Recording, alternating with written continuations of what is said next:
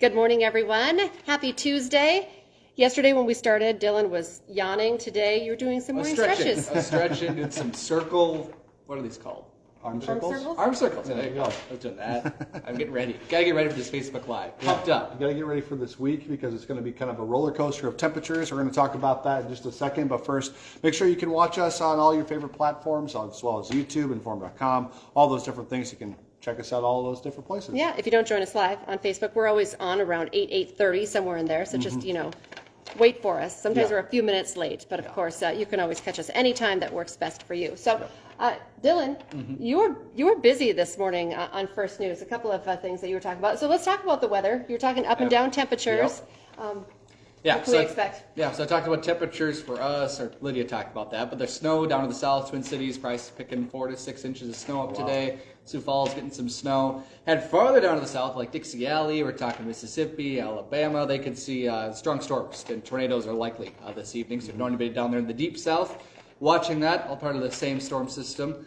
And so for us, what that means, we have a couple of flurries, cold highs today in the 20s, highs tomorrow in the teens.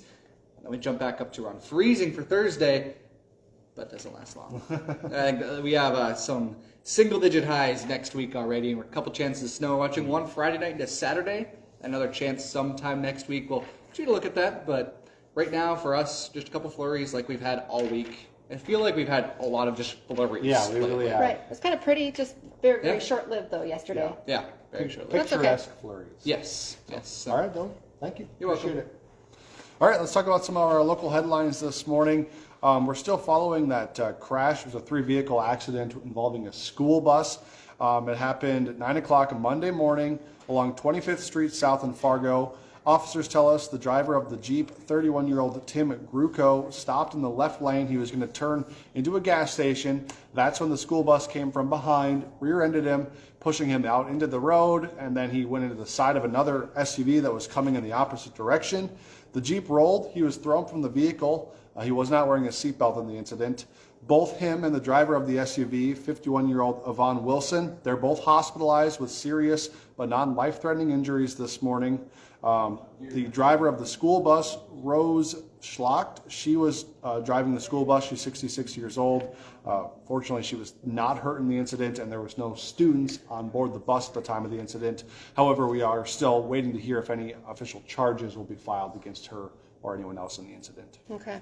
Another big story we're following, and you always hate to hear about a house fire any time of the year, but especially around Christmas time and the holidays. We do know this morning a house is a total loss after a fire that happened this weekend in Fertile, Minnesota. The family believes the fire started in the garage, maybe next to a fridge that was in the garage. When fire crews arrived, the house was engulfed in flames. Luckily, everyone was able to get out. So they were not hurt. They were able to rescue their dogs from the garage, their family members too. There is a GoFundMe set up right now. So far, already $9,000 has been raised to help that family. Hope they can recover. Yes. All right. A Fargo South band teacher could lose his job after being arrested and charged with corruption of a minor. 43-year-old Sebastian Tackling is accused of having a 2-year sexual relationship with one of his students while she was 17 years old, or that's when it started. Police say it included having sex in his band office, outside of an elementary school, and at his house when his wife was not home. Police say they also exchanged nude photos and videos while at school. Of course, we're going to continue to follow this story while it unravels and we find out more and about charges and all those different things. This is a story we've been tracking for you as well on WDAY. Right now, Grand Forks city leaders have decided to put a pause on plans for the 2 proposed bridges connecting Grand Forks and East Grand Forks. Council members voted 6-1 last night to hold off on 2 of those bridges. They say they're still working out some of the accountability for who's going to pay for what. And as well, we've kind of followed this. Grand Forks is holding off because they also wanted to focus on a different bridge. They're going to be talking about this and we'll be at the future meetings. But as of right now, the bridge proposals on hold in Grand Forks. All right, a handful of South Fargo apartment tenants say they are being left out in the cold as these temperatures get colder and colder. Back in July, an arsonist torched 4 garages at the Sugar Plum Square apartments. More than 4 months later, right now, those garages have yet to be rebuilt. The tenants say they had to argue with Goldmark, who is the tenant or the landlord of the property. They own the property, to reduce their rent. One tenant says that they did have their rent dropped by $50, but it came at the same time that the rent was also raised $40 because of ongoing expenses and types of things like that, inflation or whatever. So kind of a net zero for them, essentially. So right now, those people are being forced to find street parking, which is, of course, difficult when there's plenty of other apartments in that area, and, of course, winter parking restrictions. So something that's ongoing. We do know that Goldmark did not comment on the situation when we reached out to him. We also heard that another restaurant is closing, and this is right next to a Buffalo Wings and Rings in West Fargo on 32nd Avenue, already closed. Right next door now we're hearing Stonetown Grill in West Fargo will also be closing its doors at the end of this week. There was a message on the Facebook page from the owner saying they opened in 2020, and the last 2 years, although they did have loyal customers, it just was too much during the pandemic. If you've been wanting to try it, you only have a couple days left. It closes on December 4th. Too bad to see a local business close. Right, don't like that. All right, today the Grand Forks Clinic will be extending its hours for a good cause. The clinic will be offering breast and cervical cancer screenings as well as some additional services. Women's Way and Grand Forks Clinic are teaming up to offer mammograms, women's physicals, and pap tests today. You can head over there to the Grand Forks Clinic from 8 o'clock this morning until 7 o'clock this evening to get that. And if you go there, you could also be qualified to win a $25 Walmart gift card. So kind of a win-win. Get that screening and a gift card potentially. If you want to make an appointment, just call 701-757-2100. And a big national headline that we've been tracking for you as well. Now, President Joe Biden is stepping in on that looming rail strike, calling on Congress to intervene and block the strike. Of course, the strike could be devastating to our economy. Biden says rail workers he's asking Congress to intervene as soon as possible because a shutdown could cost the economy about $2 billion a day. Wow. And of course also then place a massive strain on the trucking industry. So we'll continue to track that. Of course, that's day by day with the negotiations, and we'll keep you posted on what's happening there. Yeah, this is kind of a interesting story we talked about this morning involving macaroni and cheese, of all things. A Florida woman is pretty mad over her mac and cheese, and she's filed a $5 million lawsuit against Kraft Heinz Foods.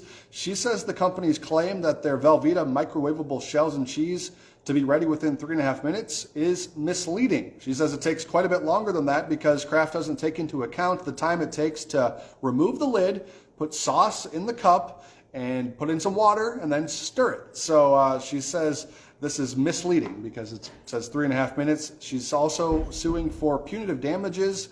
The attorneys for Kraft called this lawsuit frivolous and say they are going to defend their company. Yeah, lawsuits aren't funny, but we did joke around a little bit. I mean, like 3.5 minutes. So if it's 4.5 minutes, Yeah. you're upset, give or take a minute. Yeah, so we'll see what comes out of this.